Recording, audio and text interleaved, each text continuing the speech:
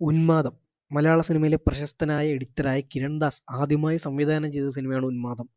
കുഞ്ചാക്കോ ബോബനും ലിജോ മോളുമാണ് ഈ സിനിമയിലെ കേന്ദ്ര കഥാപാത്രങ്ങളെ അവതരിപ്പിച്ചിട്ടുള്ളത്. ഇതിനെല്ലാം ഉപരി ഈ സിനിമയുടെ ഏറ്റവും വലിയ USP എന്നുള്ളത് ഈ സിനിമയുടെ എഴുത്തുകാരൻ്റെ പേരാണ്. ഷാഹി കബീർ. തൊട്ടതെല്ലാം പൊന്നാക്കിയ ഇതുവരെ ഒരു മോശം സിനിമ പോലും രചിക്കാത്ത എഴുത്തുകാരനാണ് അദ്ദേഹം. അദ്ദേഹത്തിന് മറ്റൊരു പോലീസ് സിനിമ എന്ന് പറയുമ്പോൾ തന്നെ കണ്ണും പൂട്ടി ഏതൊരു സിനിമാ പ്രേമിക്കും ഈ സിനിമയ്ക്ക് ടിക്കറ്റ് എടുക്കാവുന്നതാണ്. അങ്ങനെയാണ് ഞാൻ ഈ സിനിമയ്ക്ക് പോയിട്ടുണ്ടായിരുന്നത്. അദ്ദേഹത്തിൻ്റെ മറ്റ് സിനിമകളെ അപേക്ഷിച്ച് ഈ സിനിമയ്ക്കൊരു ഹൊറർ എലമെൻറ്റും കൂടെ ഉണ്ടായിരുന്നു. നമുക്ക് ട്രെയിലറൊക്കെ കണ്ടപ്പോൾ മനസ്സിലാകും ഒരു ഒരു സൂപ്പർ നാച്ചുറൽ ഒരു പരിപാടി ഉണ്ടെന്നുള്ളത്. അതായത് ഇപ്പോൾ പ്രേതമാണോ സൈക്കോ ആണോ അല്ലെങ്കിൽ പ്രേതമാണോ കൊലപാതകിയാണോ അങ്ങനത്തെ ഒരു പരിപാടിയാണ് ഈ സിനിമയുടെ ട്രെയിലറിൽ നിന്ന് നമുക്ക് അവശേഷിപ്പിക്കുന്ന ചോദ്യം എന്നുള്ളത്. ഈ സിനിമ പറ്റി പറയുകയാണെങ്കിൽ കുഞ്ചാക്കോ ബോബൻ്റെ അസാമാന്യ പെർഫോമൻസ് ഉണ്ട്, ഉഗ്രൻ പെർഫോമൻസ് ഉണ്ട്. കുഞ്ചാക്കോ ബോബൻ ഇപ്പം സിനിമ മോശമാണെങ്കിലും തനിക്ക് പെർഫോം ചെയ്യാൻ എന്തെങ്കിലും ഉണ്ടെങ്കിൽ അഭിനയിക്കുന്ന കൂട്ടത്തിലാണെന്ന് തോന്നുന്നു. ഇപ്പോൾ ദുരൂഹ സാഹചര്യത്തിൽ നമ്മൾ കണ്ടതാണ്.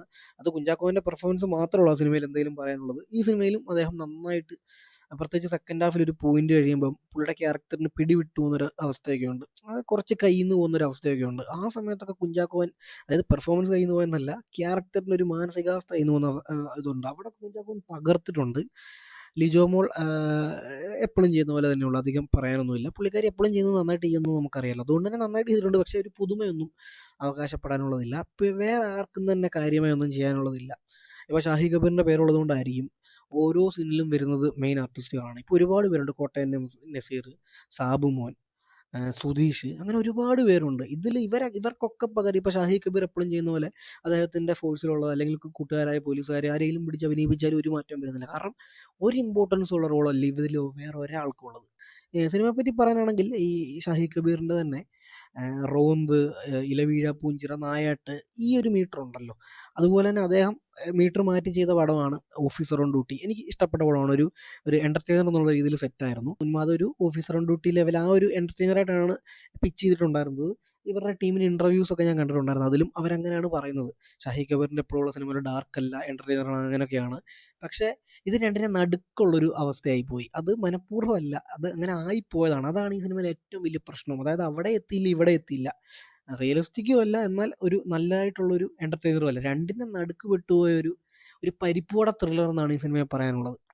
ലിറ്ററലി ഒരു പുതുമയില്ലാത്ത അങ്ങനത്തെ ഒരു പരിപാടിയാണ്. അത് ഞാൻ ആദ്യമേ ഒരിക്കലും അങ്ങനെ മൊത്തത്തിൽ പറയുന്നതല്ല. ഫസ്റ്റ് ഹാഫിന് ഇതിലെ സെറ്റപ്പ് ഫസ്റ്റ് ഹാഫാണ്.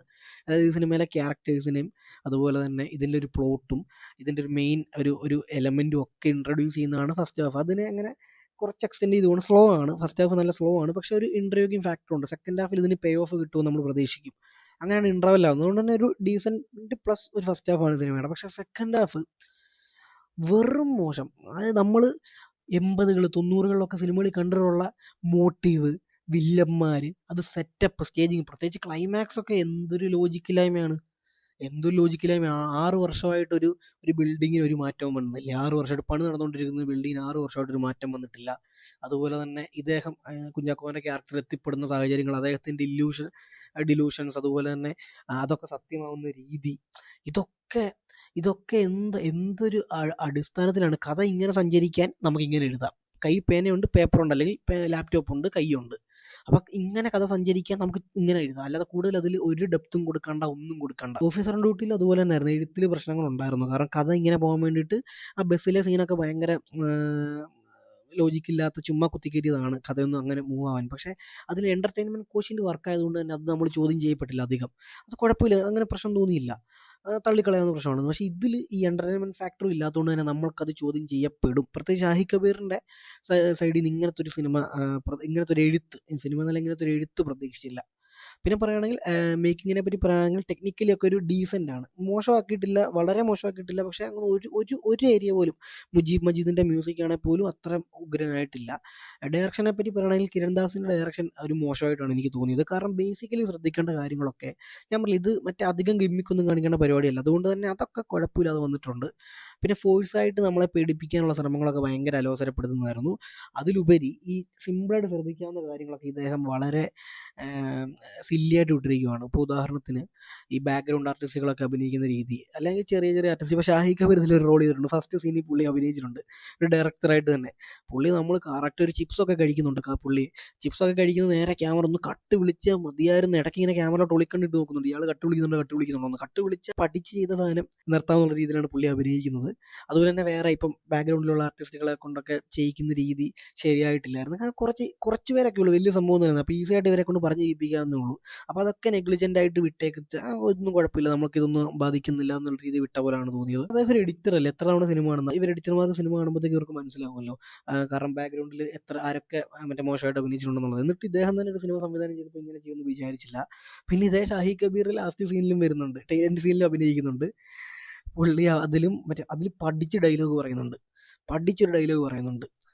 ഫസ്റ്റ് ഡ്രാഫ്റ്റ് ഒരു 25 ദിവസത്തിനുള്ളിൽ തന്നാൽ കൊള്ളായിരുന്നു. പഠിച്ച് ഓരോ വാക്കുകളും പഠിച്ച് നുള്ളിപ്പെറുക്കി പറഞ്ഞിട്ടുണ്ട്. സാർ, നിങ്ങൾ അഭിനയത്തിൽ ഇനിയും ഒരുപാട് ഇമ്പ്രൂവ് ആവാനുണ്ടെന്നാണ് പറയാനുള്ളത്.